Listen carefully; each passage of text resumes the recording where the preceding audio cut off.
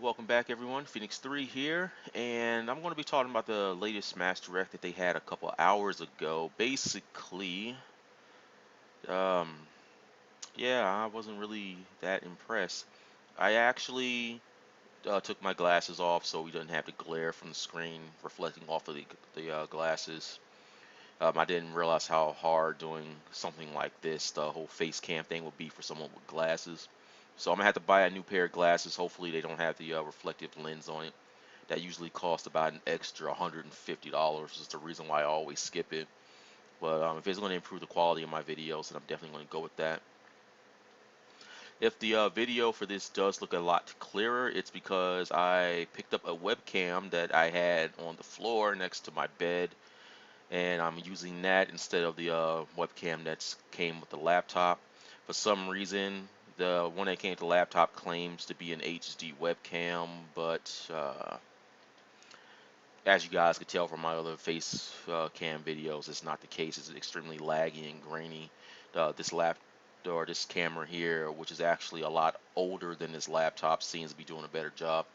So I'm going to use that one. The thing that sucks about it is that I have to put it on the laptop screen, which it doesn't really support because it's built for the bigger monitors. But I'm just going to work with what I got here. But back to the direct. I feel this direct was a huge slap in the face to everybody.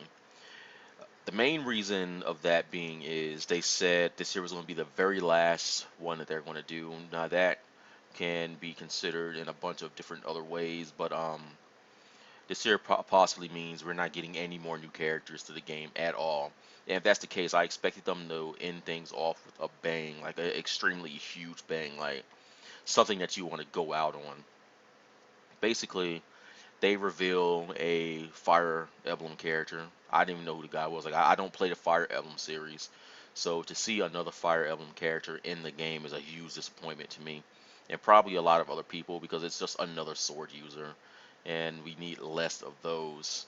I don't mind Cloud being in the game because I felt Cloud should have always been there since the beginning, but them including Cloud in this game or in this direct right here is kind of not that big a deal to me, but at the same time it is because we already knew Cloud was coming to the game.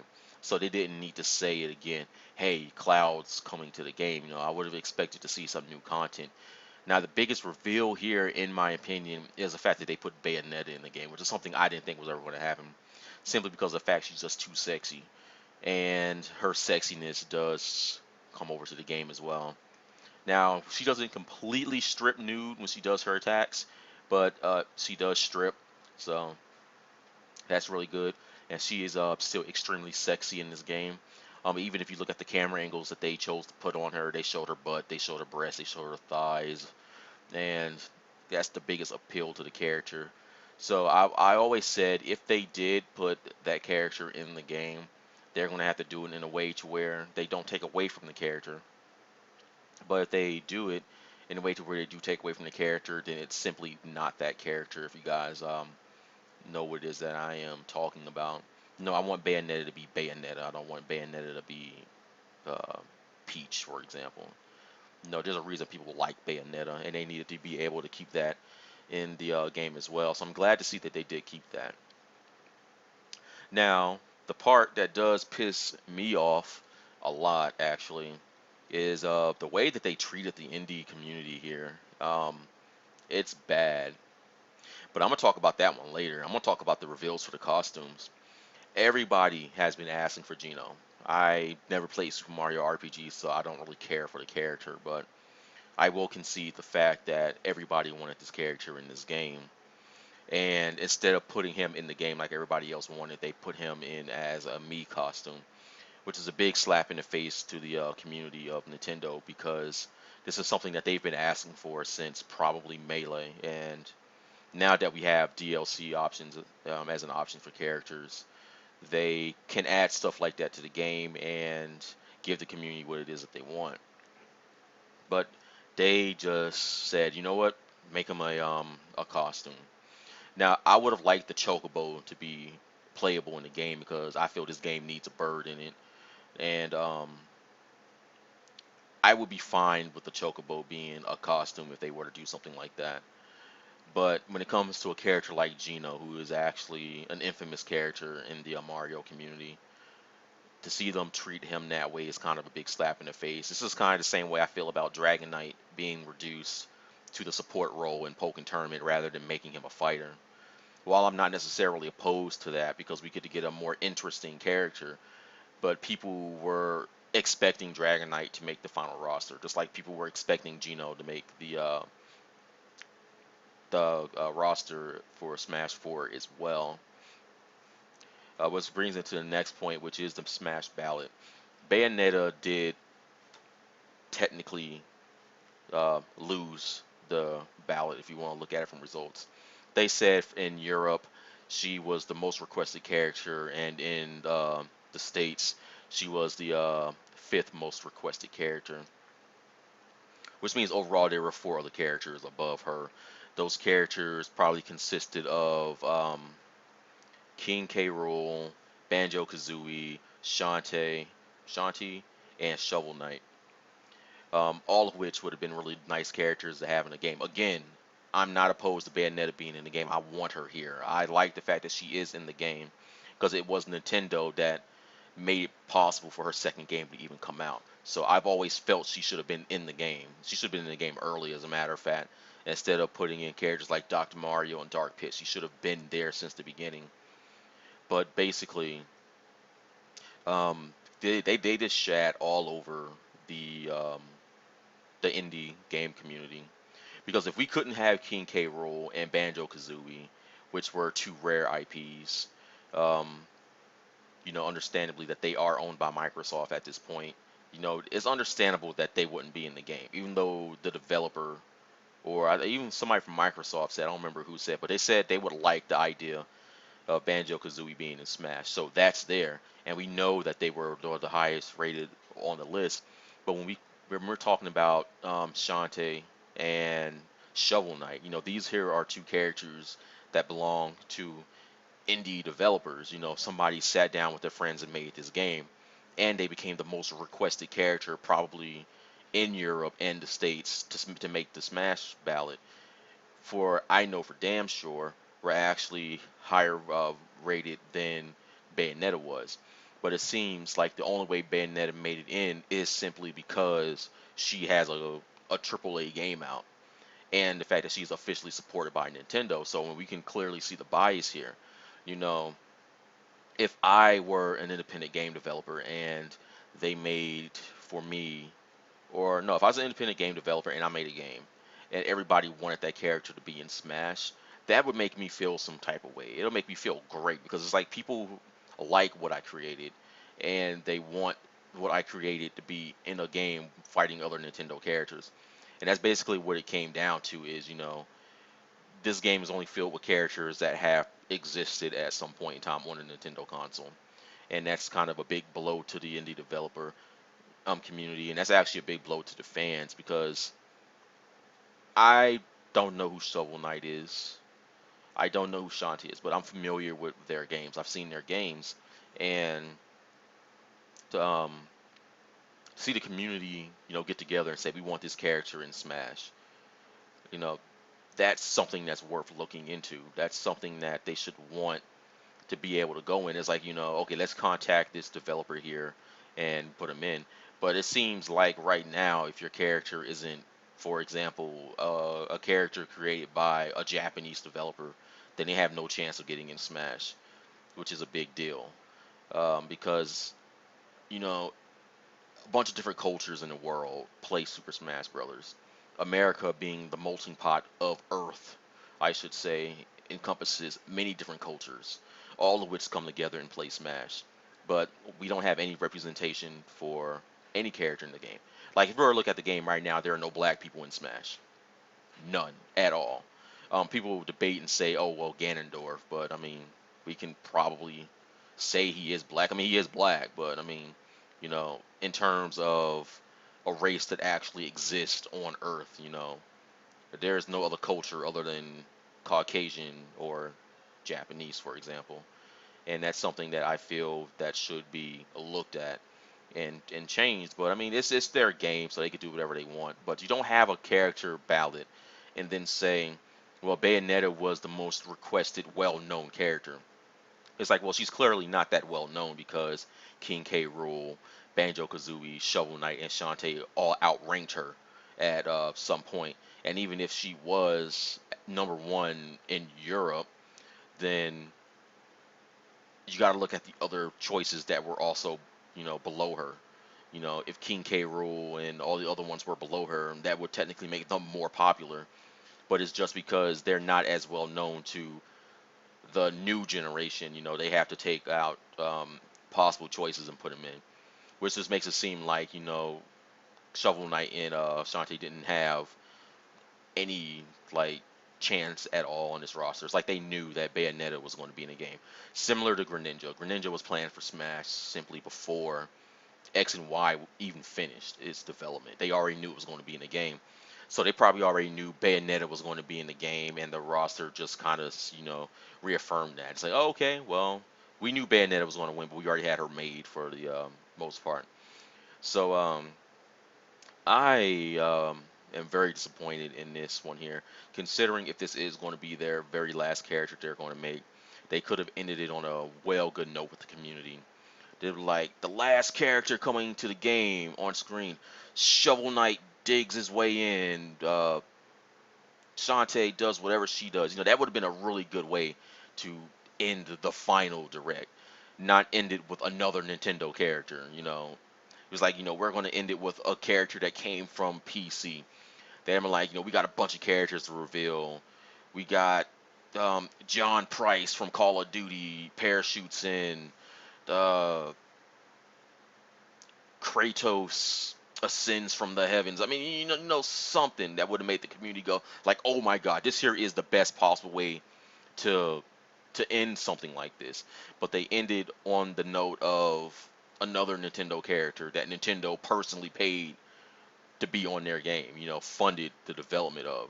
So it just seems really insincere to me that they actually did something like this, considering the community wanted something else, but they gave them something else. Like, I already knew the Smash ballot was a bunch of bullshit. It's the reason why I gave up any campaign that I had on trying to get other new characters to the game, because I knew it was going to be for nothing.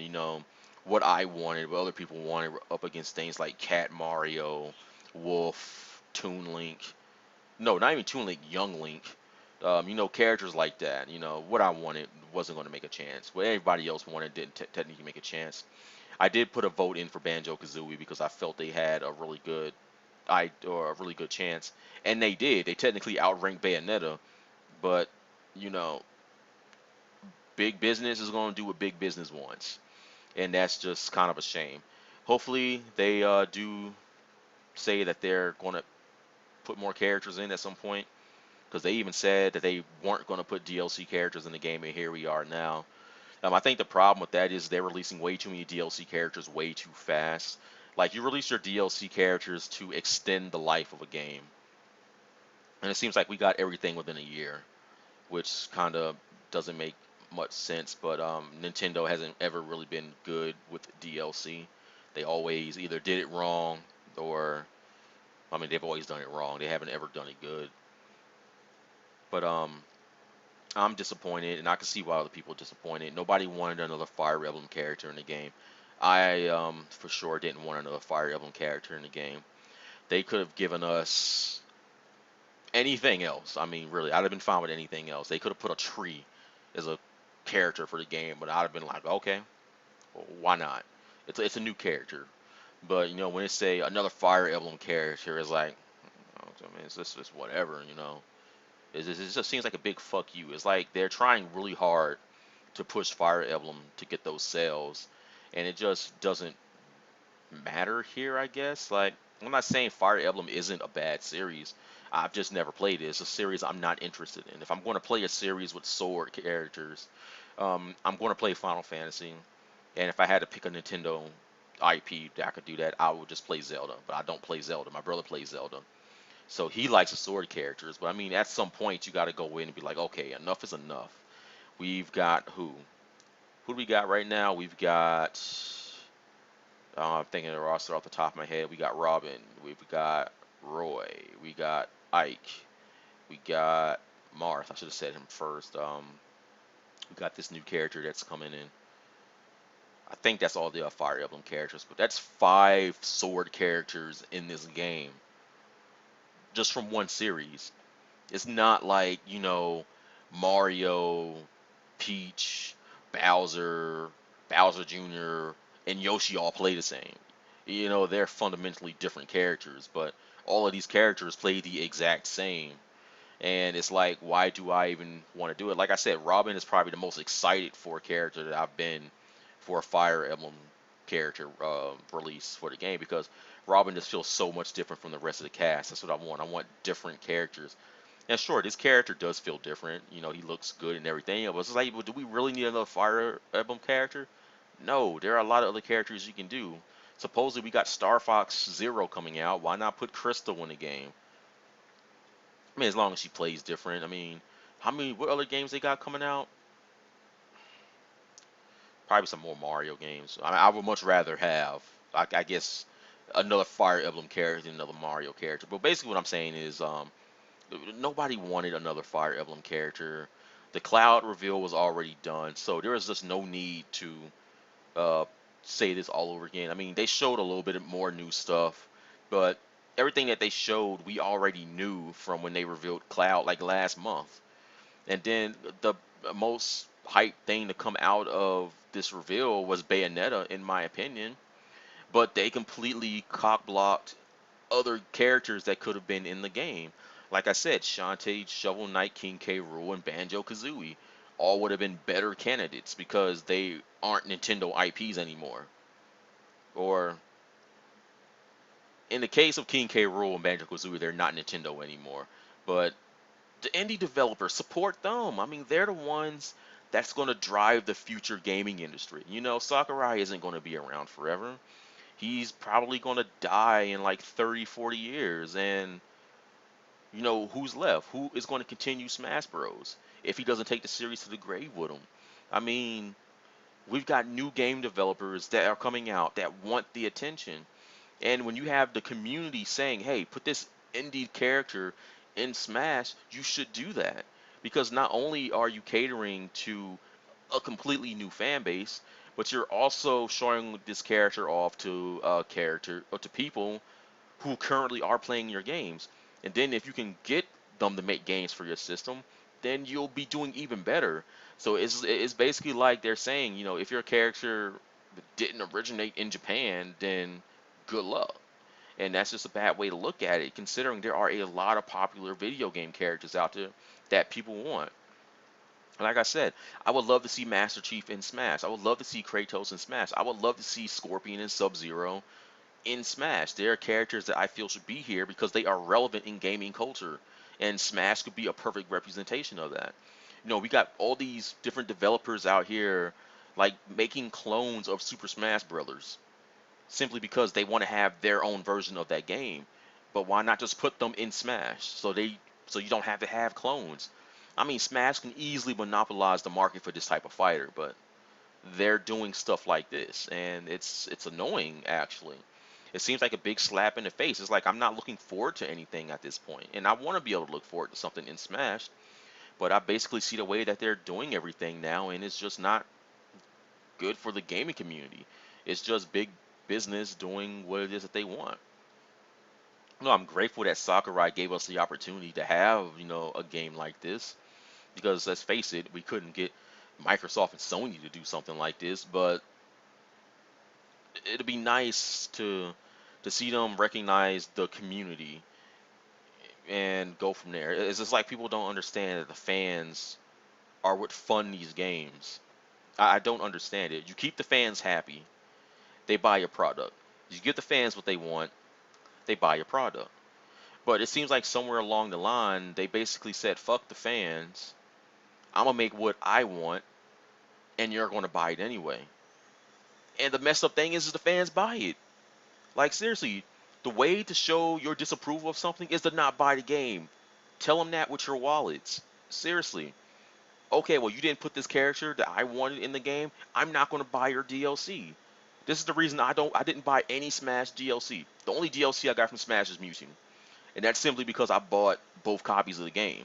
But I haven't bought any other DLC characters in this game because I simply don't want any of them. I didn't care for any of them.